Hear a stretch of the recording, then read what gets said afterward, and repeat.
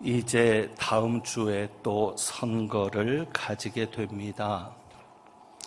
목사님들과 모여서 이야기를 나누다 보면 선거를 앞둔 목사님들이 꼭 똑같이 약속이 난 듯이 똑같이 걱정하는 것이 있습니다. 선거만 끝나면 교회에서 안 보이는 얼굴들이 있다는 겁니다. 선거 후에 나오지 않는 분들이 꼭 생긴다고 합니다. 아직까지 저희 교회에서는 없었지만 항존직 선거에서 만약에 선출되지 않으면 교회를 나오지 않는 분들이 있을 수도 있습니다. 교회는 나온다고 하더라도 크게 상처받고 낙심하는 분들이 생길 수가 있습니다. 저는 목사니까 여러분들이 참 목사라서 쉽게 말한다 이렇게 이야기할 수도 있을 텐데 이해하고 들으시면 좋겠습니다. 이런 생각을 해봅니다. 도대체 항존 직분이 뭐라고 그런 일들이 생길까 싶습니다. 좀 더 강하게 얘기하면 그깟 직분이 뭐길래 하는 생각이 들기도 합니다. 여러분, 굳이 항존직이 아니어도 충성할 수 있지 않겠습니까? 굳이 항존직이 아니어도 교회를 위해, 하나님을 위해 헌신하는 일에는 변함이 없을 수 있지 않겠습니까? 안수집사가 되고 권사가 되면 장로에 대한 꿈을 꾸어보는 것도 사실입니다. 그런데 장로가 못 되더라도 평생 안수집사로서 권사로서 헌신할 수 있지는 않을까. 항존직이 안 되더라도 그래도 서리집사로서 평생을 최선을 다해서 충성할 수 있지 않을까. 그렇게 하면 안 될까 하는 생각이 듭니다. 그런데 왜 교회들마다 선거가 끝나면 반드시 홍역을 치르게 될까 하는 생각을 해보았습니다. 어찌 보면 그렇게 마음 상하고 낙심하는 분들의 책임이 아닐 수 있습니다. 결국 선배들의 책임이요, 우리들 모두의 책임입니다. 선거를 하면 보이지 않게 선거 운동이 극성스럽게 벌어집니다. 그러니까 선거 운동이 뒤에서 참 심하게 벌어지는데 그 모습을 보면 이런 생각이 들지 않겠습니까? 참 항존직 선거가, 항존직 직분이 대단한가 보다. 어떻게 저렇게 선거 운동을 하나? 그러니까 이것은 국회의원 선거운동 이상의 운동이 일어나는 것을 보면 사람들의 마음이 항존직 직분자가 대단한 직분인 것처럼 생각하지 않겠습니까? 이런 이야기들도 오고 가고 합니다. 우리 모임에 들어오면 선거 때 표를 많이 받을 수 있다고. 나랑 친하면 표를 많이 받을 수 있다고 이렇게 이야기를 하는 분위기 속에서 역시 항존직은 대단한 자리구나라는 것처럼 느껴지지 않겠습니까? 어찌 보면 목사의 책임도 있습니다. 왜요? 항존직이 되니까 목사의 자세도 달라지는 겁니다.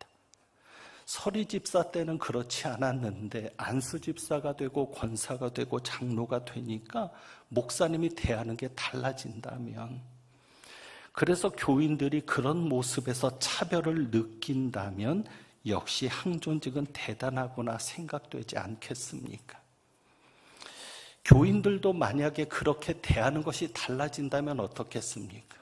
교인일 때는 신경도 안 쓰더니 항존직이 되니까 교인들이 대하는 자세도 달라진다면 역시 항존직은 대단한 거구나라는 오해가 생기지 않겠습니까?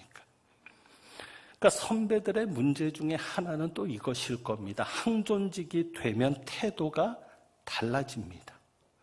서리 집사 때는 인사도 잘했는데 항존직이 되면서 인사받는 것을 더 좋아하는 모습이 된다면, 서리 집사 때는 선거에서 표를 받으려고 그랬지 모르지만 대접도 잘하다가 항존직이 되어서는 대접하는 것보다 대접받는 것을 더 좋아한다면, 교인들은 역시 항존직은 대단한 직분이구나 생각되지 않겠습니까?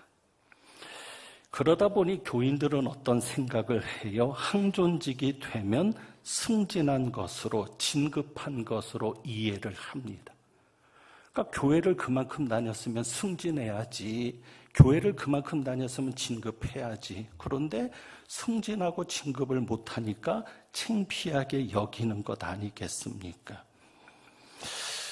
이런 경우도 있습니다. 교회 다니는 것은 나보다 더 늦었는데, 교회 다니기 시작한 것은 나보다 늦었는데 나보다 더 빨리 항존직 직분을 맡으면 그 모습을 바라보는 마음은 편하지가 않습니다.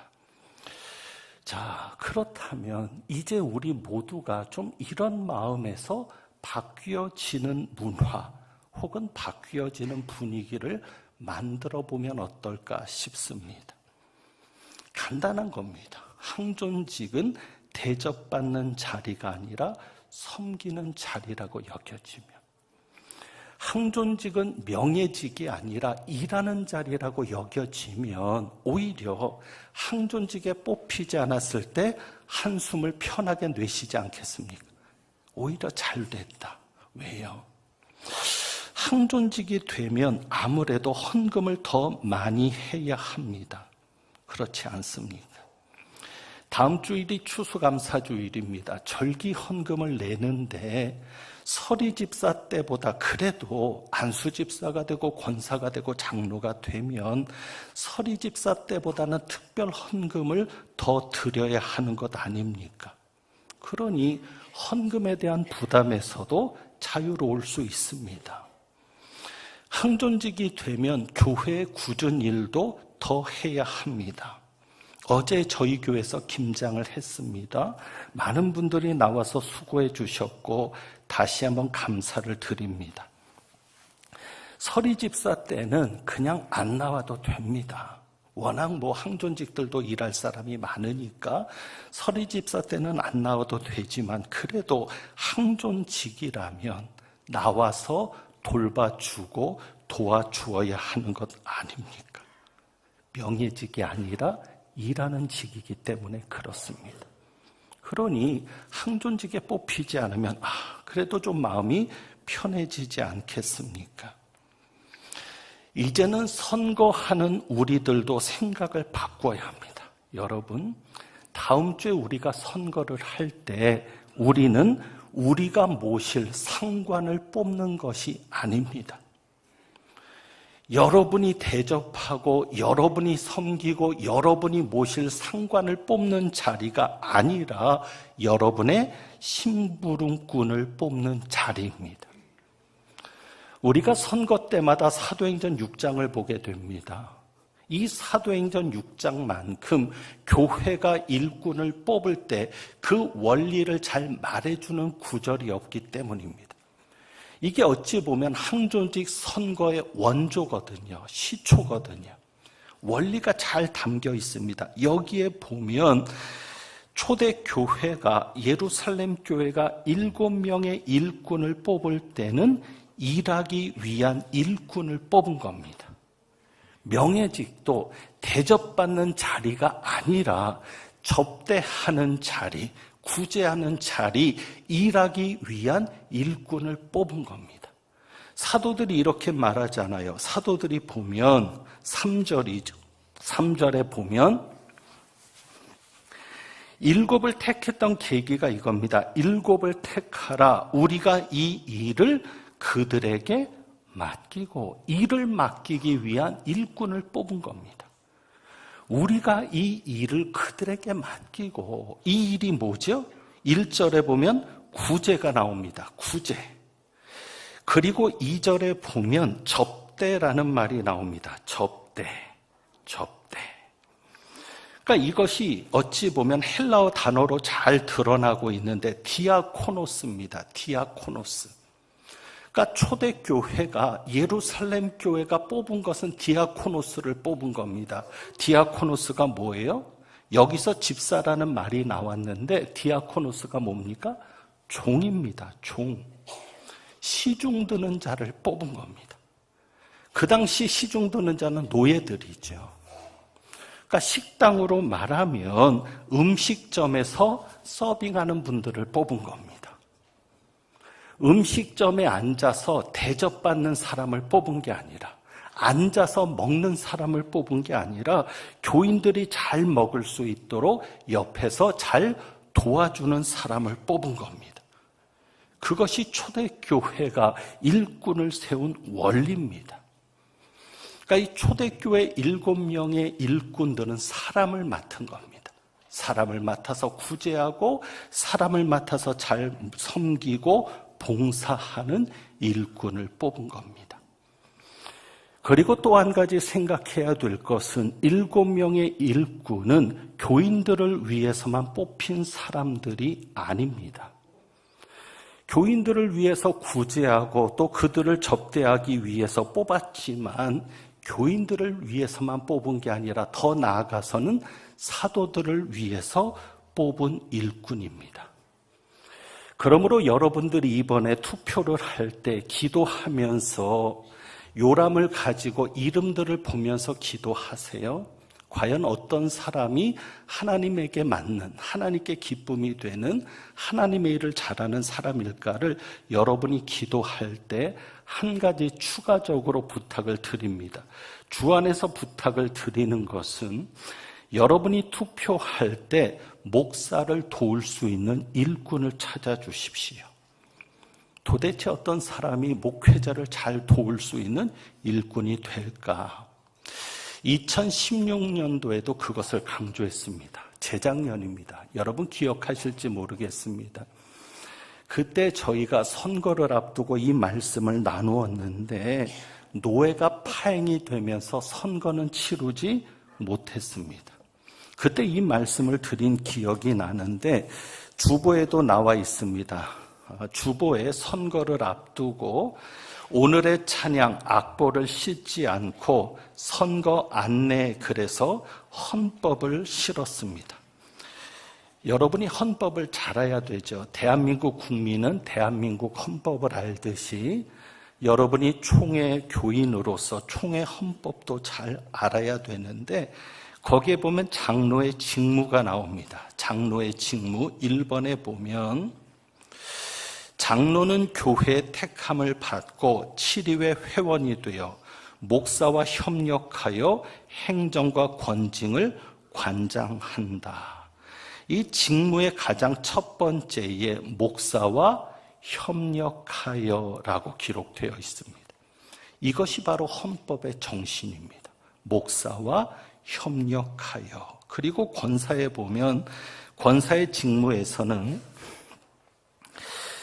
52조죠. 권사는 교회 택함을 받고 재직회 회원이 되며 교역자를 도와 궁핍한 자와 환난당한 교우를 신방하고 위로하며 교회의 덕을 세우기 위해 힘쓴다. 여기에 보면 교역자를 도와. 교역자를 도와. 이것이 바로 헌법의 기본 정신입니다. 그러니까 항존직은 목사와 협력하고 목사를 돕는 직분이라는 것이 우리 헌법에 정해진 기본 정신입니다. 그러니까 여러분들이 투표를 할 때 우리 장로교에서는 은연중에 그런 분위기가 있는 교회가 있습니다. 목사님들과 이야기를 하다 보면 이런 분위기를 가진 교회들이 있습니다. 야당을 뽑는 것 같은 분위기입니다. 그러니까 목사를 견제할 수 있는 사람을 세우는 것 같은 분위기가 있습니다. 그러니까 목사는 여당이고 그 외 일꾼은 야당인 것처럼 생각하는 경우가 있습니다. 근데 헌법의 정신은 그것이 아닙니다. 분명한 것은 누구의 편도 교회는 없습니다. 교회는 오직 누구의 편만 있습니까? 하나님의 편만 있는 겁니다. 누구의 편이 있는 게 아닙니다. 하나님의 편으로서 같은 편입니다. 같은 편으로서 서로 협력하고 도우면서 교회를 살리고 교인들을 섬기는 것이 기본 직무인 겁니다. 제가 2016년도에 여러분 앞에 이런 호소를 했던 기억이 있습니다. 이런 분위기 때문에 호소를 했는데 다시 한번 호소하지 않을 수가 없습니다. 제가 이런 호소를 했습니다. 혹시 기억하시는 분이 계실지 모르겠습니다. 여러분이 저를 16년을 지켜보아 왔습니다. 2016년도니까 그렇게 얘기했습니다. 여러분이 저를 16년을 지켜봤으니 만약에 저를 믿을 수가 없다면 저를 견제하고 비판할 수 있는 일꾼을 세워주십시오. 만약에 여러분이 저를 믿을 수 있다라고 여긴다면 저와 협력할 수 있는 일꾼을 세워주십시오. 그렇게 제가 호소했던 기억이 있습니다. 제가 다시 이 이야기를 꺼내는 것은 내년이 참으로 저희에게는 중요한 해입니다. 내년에 교육관을 건축을 하게 됩니다. 이것은 필요에 의해서 해야만 되는 일입니다. 그러니까 과시하기 위해서 하는 게 아니라 꼭 필요한 공간을 만들어야 하는 일입니다. 따라서 더불어서 저희 교회는 빚도 늘어나게 됩니다. 자, 그렇다면 저희가 이 일을 능히 감당하려면 여러분들에게 부담이 안 되고 잘 감당하려면 은혜스러운 교회가 되어야 합니다. 은혜스러운 교회가 되어서 교회가 성장을 해야 어려움 없이 이 일을 감당할 수 있습니다. 그러니까 여러분들이 이번에 투표를 하실 때는 목사가 기도와 말씀 사역에 전념할 수 있도록 집중할 수 있도록 돕는 일꾼을 세워주셔야 합니다. 그러니까 목사가 영적인 것도 살아날 수 있도록 돕는 일꾼, 그리고 여러분이 행복한 목회를 위해서 기도해 주십니다. 목사가 행복하게 목회할 수 있도록 협력할 수 있는 일꾼을 세워주셔야 합니다. 그러니까 아론과 훌 같은 그런 일꾼들을 여러분이 세워주셔야 합니다. 그래서 이번에 여러분이 투표를 할 때는 정말 교인들을 잘 섬길 수 있는 사람, 목사와 협력을 해서 교회를 건강하게 성장시킬 수 있는 사람들이 세워질 수 있도록 기도해 주시고, 내일부터 특별 새벽 기도회입니다. 그래서 여러분이 기도할 때에 이런 기준을 가지고 하나님께서 일꾼을 세우실 수 있도록 기도해 주시기를 바라는데, 저희가 선거 때마다 묵상했던 말씀이지만 다시 정리하고 기도하기를 원합니다. 3절에 보면 여러분이 이제 내일부터 기도하실 때 이런 일꾼들이 세워지도록 기도해 주셔야 합니다. 성경에 나온 그대로 기준을 정리하면 이렇습니다. 3절에 보면 성령과 지혜가 충만하여 칭찬받는 사람, 이 기준이 나옵니다.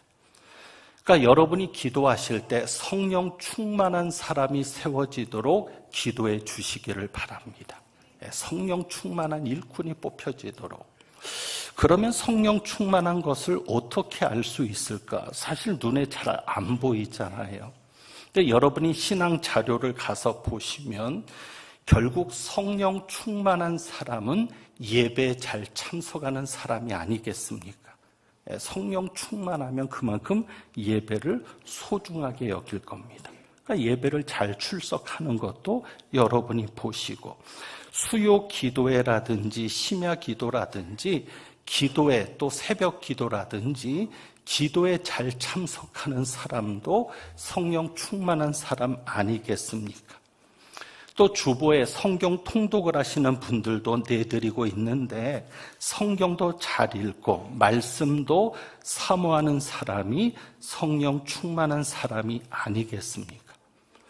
또 하나의 기준은 지혜 충만인데요. 3절에 보면 성령과 지혜가 충만하여 그랬습니다. 그러니까 성령 충만이 곧 무슨 충만이에요? 지혜 충만이라는 거죠. 그러니까 성령은 지혜와 계시의 영입니다. 하나님의 말씀에 기록된 것처럼 지혜와 계시의 영이니까, 성령은 지혜의 영이니까 성령이 충만하면 지혜도 충만합니다. 그래서 여러분들이 사람들을 살필 때 기도하시는 가운데 어떤 인물이 지혜로운 사람인가를 보셔야 합니다. 각 부서에서나 어떤 일을 맡아서 할 때 누가 지혜롭게 그 일을 잘하고 있는가, 지혜롭게 하는 사람들을 여러분이 세우셔야 하고, 이 지혜는 말로서 표현이 됩니다. 그러니까 말하는 것을 잘 관찰해 보시면 이 사람이 무식한 사람인지 아니면 지혜로운 사람인지를 분별할 수가 있습니다. 그러니까 한마디 말을 해도, 똑같은 말을 해도 지혜롭게 말하는 사람이 있습니다. 그런 분들을 여러분이 세우시면 되는 겁니다. 그리고 이 성령 충만과 지혜 충만이 잘 드러나는 열매가 있는데, 그것이 3절에 보면 나오는 세 번째 기준입니다. 자, 우리 3절에 이 말씀대로 사람이 세워지기를 기도하면서 우리 한번 다시 같이 읽겠습니다. 시작. 형제들아, 너희 가운데서 성령과 지혜가 충만하여 칭찬받는 사람 7을 택하라. 우리가 이 일을 그들에게 맡기고. 아멘. 성령과 지혜가 충만하면 반드시 결과로 나오는 것이 뭐죠? 칭찬받는 겁니다. 그래서 이렇게 기록합니다. 성령과 지혜가 충만하여 칭찬받는 사람. 그러니까 많은 사람에게 칭찬을 받고 있는지도 여러분이 살피셔야 합니다. 그리고 5절에는 믿음과 성령이 충만한 사람. 그래서 성령 충만한 사람은 믿음도 충만합니다. 그러니까 누가 믿음이 좋은지, 또 누가 믿음의 말을 하는지도 여러분이 잘 살피셔야 합니다. 그리고 이 초대교회를 보면서 한 가지 기준을 여러분들이 또 더 생각하셔야 합니다. 그것은 이 초대교회를 보면서 이 초대교회가 구제를 하고 접대를 합니다. 자, 그래서 7명의 일꾼을 세웠는데, 그러면 이 초대교회가 교인들을 구제하고 교인들을 접대할 때 무엇을 가지고 사용을 했겠습니까? 오늘로 말하면 교인들의 헌금을 가지고 사용하지 않았겠습니까? 자, 그러면 본인들이 헌금을 하지 않은 사람을 뽑지는 않았을 겁니다. 왜? 교인들의 헌금을 가지고 사용하는 직무이기 때문에 그렇습니다. 우리 헌법에도 그것이 잘 나타나 있는데, 그 집사의 직무에 보면, 자, 50조의 집사의 직무에 이렇게 되어 있습니다. 집사는 교회 택함을 받고 재직회 회원이 되며 교회를 봉사하고, 그리고 두 번째로 헌금을 수납하며. 그러니까 우리 안수 집사님들은 기본적인 직무가 헌금을 관리하는 것이 안수 집사님들의 기본적인 직무입니다. 자, 그러면 본인이 헌금을 하지 않는데 교인들의 헌금을 관리한다? 본인들이 헌금을 하지 않는데 교인들의 헌금을 수납한다? 그래서 이 헌금이 교인들의 의무지만 초대교회를 통해서 드러나는 부분이 이겁니다. 여러분이 항존직을 세울 때 헌금을 잘하는지도 살피셔야 합니다. 그 신앙 자료에도 11조만 나와 있습니다. 다른 것은 기록하지 않았고 11조에 대한 것을 기록했는데 액수를 기록하지는 않았습니다. 액수가 중요한 게 아니라 적어도 한 달에 한 번 11조를 한다고 하면 10월까지였으니까 10번이 될 겁니다. 여러분이 그 기준에서 생각해 보시면 어느 분이 헌금을 잘하고 있는가, 어느 분이 하나님의 것을 잘 구별하고 잘하고 있는가를 보셔야 되는데, 그것이 왜 중요한가 하면 본인은 헌금을 안 하면서 교회 돈을 수납할 수는 없는 겁니다. 그리고 일반적으로 이렇게 생각할 수 있지 않습니까? 뭐냐면 본인이 헌금을 해본 분들은 교인들의 헌금이 얼마나 소중한지를 압니다. 자기가 어렵게 헌금을 해보면 교인들의 10원 하나가 얼마나 중요한지를 압니다. 그러니까 헌금을 잘하는 분일수록 교회 돈을 함부로 쓰지 않습니다. 자기 돈을 아끼듯 그렇게 교회 돈을 아낍니다. 그러니까 우리 권사님들만 돼도 사역팀의 팀장을 맡고 부장을 맡아서 교회 재정을 가지고 일을 합니다. 그러니 헌금을 잘하지 않는 분들에게 그 재정을 가지고 사용할 수 있도록 맡길 수 있겠습니까? 그러니 여러분들이 다른 것을 보면서 헌금에 대한 내용도 살필 수 있기를 바랍니다. 자, 무엇보다도 7절에 보면 이런 기준도 필요합니다. 7절에 보면 예루살렘 교회는 7명의 일꾼이 뽑힌 후에 말씀이 점점 왕성하여졌습니다. 그래서 교회가 점점 제자의 수가 많아지고 제사장들까지도 하나님의 말씀 앞에 복종하는 역사가 일어났습니다. 그래서 여러분들이 교회에 일꾼을 놓고 기도하실 때 어떤 일꾼이 교회를 부흥시키는데 하나의 미랄이 될 수 있는 일꾼인가? 그것도 여러분이 중요하게 보셔야 합니다. 이제는 저희 교회가 커져서 잘 모르게 될 텐데 제가 한 번도 이야기해 보지 않았던 두 가지를 좀 덧붙여서 이야기를 드립니다. 주님 안에서 두 가지를 이야기 드리는 것은, 하나는 아까 칭찬받는 사람을 이야기할 때 요즘 분위기가 그렇습니다. 흡연 갑질이라고 하는 이야기들이 많이 나오죠. 그리고 요즘 음주운전에 대한 경각심을 일깨우는 사건들과 내용들이 많이 나옵니다. 서리 집사 때는 모르지만 적어도 광릉내교회 항존직이라면 음주와 흡연은 하지 말아야 합니다. 그래야 교회의 덕이 되고 칭찬받는 사람이 될 수 있고 교회 안에서 실수가 없어질 수 있습니다. 그래서 음주와 흡연을 하지 않는 사람들도 여러분이 기준으로 보시고, 그리고 한 가지 또 한 번도 말씀드리지 않은 팁을 이야기한다면, 저희 교회는 지금 협동 직분자들이 많이 있습니다. 협동 장로님들, 협동 안수 집사님들, 협동 권사님들이 있습니다. 이분들은 다른 교회에서 선거를 통해서 일꾼으로 뽑혀진 후에 이곳으로 이사 오면서 부득이 교회를 옮기시게 된 분들입니다. 그러니까 이 협동 직분자들은 이미 그 전에 있는 교회에서 검증된 분들입니다. 그러니까 여러분들이 누군가를 뽑아야 될지 모르겠다, 도저히 모르겠다 그랬을 때는 협동 직분자들을 놓고 여러분이 기도하시는 가운데 감동이 오시는 분들을 뽑으셔도 틀림이 없을 줄 압니다. 지난번에 선거에서 불미스러운 일이 있어서 선고가 무효가 됐습니다. 이번에는 부디 그런 일이 없기를 바랍니다. 그래서 지난번엔 당회가 정말 당황을 했죠. 생전 있지도 않았던 일이 벌어져서 당황을 해서 그냥 은혜스럽게 넘어가자 했는데, 이번에 만약에 또 불쌍한 사가 생겨서, 불미스러운 일이 생겨서 선거가 무효가 되면 우리 당회는 7위 기관입니다. 그대로 넘어갈 수는 이번에는 없을 겁니다.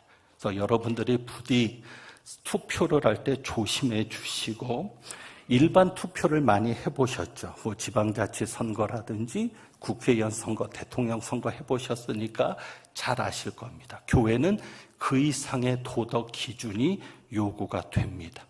기표용지를 사진을 찍거나 보여주지 마시고, 그리고 여러분에게 나눠드리는 또 비치해 놓은 그런 자료들을 여러분이 보시면서 기도하시는 가운데 정말 하나님께서 원하시는 성령과 지혜가 충만하고 칭찬받는 사람, 믿음과 성령이 충만한 사람, 또 교회를 부흥시킬 수 있는 그런 일꾼들이 세워질 수 있도록 마음을 같이해 주시기를 바랍니다. 한 가지 이야기를 드리고 마치려고 합니다. 우리나라 교회 역사의 대표적인 목사님과 장로님이 계십니다. 그 대표적인 목사님과 장로님은 주기철 목사님과 조만식 장로님입니다. 이 주기철 목사님은 조만식 장로님의 제자였습니다. 조만식 장로님께서 평양 오산학교 교장으로 재임했을 때 주기철 목사님은 그 학교의 학생이었습니다. 그러니까 주기철 목사님이 산정형교회에서 목회할 때는 교장 선생님이었던 그 장로님이 심우했었고, 이 조만식 장로님이 주기철 목사님을 모셔온 장본인이기도 하셨습니다. 이 두 분 사이에는 아주 전설적인 대표적인 이야기가 있습니다. 어느 주일날 조만식 장로님이 주일 예배에 참석하기 위해서 집을 나서려는데 뜻밖의 손님이 찾아왔습니다. 그때 그 손님은 조선물산장려회 국산물 장려 운동에 관한 일을 하는 사람이었습니다. 그러니까 민족의 지도자였던 이 조만식 장로님은 그분과 급한 이야기를 하다가 예배 시간에 늦고 말았다고 합니다. 이미 예배는 시작한 지가 한참 지나서 설교가 한창이었을 때입니다. 그러니까 조만식 장로님은 방해가 되지 않게 하려고 문을 조용하게 열고 고개를 숙이고 까치발로 조심스럽게 들어오는데, 그 모습을 주기철 목사님께서 보신 겁니다. 그리고는 장로님을 향해서 다음과 같이 말했다고 합니다. 조장로님, 오늘은 자리에 앉지 마시고 뒤에 서서 예배를 보십시오.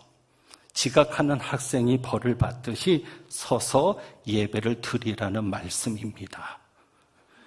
그 순간 예배를 드리고 있던 교인들이 수군거리기 시작합니다. 이런 수군거림입니다. 어떻게 민족의 지도자인 조만식 선생님에게 저런 이야기를 할 수 있는가?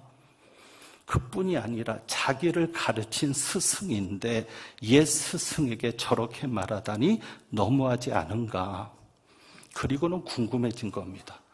도대체 민족의 지도자인 이 장로님이 어떻게 행동할까를 궁금해했습니다. 침묵의 시간이 좀 흘렀습니다. 긴장되는 시간이 지나고 조만식 장로님은 자기를 쳐다보는 교인들에게 공손하게 목례를 하고는 뒤에 가서 서서 말없이 예배를 드렸다고 합니다. 설교를 마친 후에 주기철 목사님은 조만식 장로님에게 기도 인도를 부탁했습니다. 이때 조만식 장로님은 기도를 하면서 거룩한 주일에 하나님 만나는 것보다 사람 만나는 걸 더 중요하게 여긴 것을 용서해 달라고 하면서 이렇게 기도했다고 합니다. 이런 기도였습니다. 인간의 약속에 연연하여 주님과 약속한 시간의 늦음으로 인해 목사님의 심기가 얼마나 불편하셨으면 설교 중에 이토록 책망하시며 그런 연고로 귀한 하나님 말씀 전달에 전념하지 못하게 해드린 죄를 용서하여 주옵소서. 목이 메어서 간절히 기도하는 조만식 장로님과 더불어서 눈물을 흘리고 있는 주기철 목사님을 바라보는 교인들도 하나가 되어서 눈시울을 적셨다고 합니다. 역시 그 장로님에게 그 목사였습니다. 그릇이 되니까 그런 목사님을 모셔온 것으로 합니다. 저희 교회가 이제 113년이 됩니다. 한국 교회의 자랑할 만한 역사입니다. 그렇다면 이제는 정말 한국 교회에 자랑할 수 있는 일꾼들이 세워질 수 있도록 마음을 같이 해주시는 은혜가 있기를 바랍니다.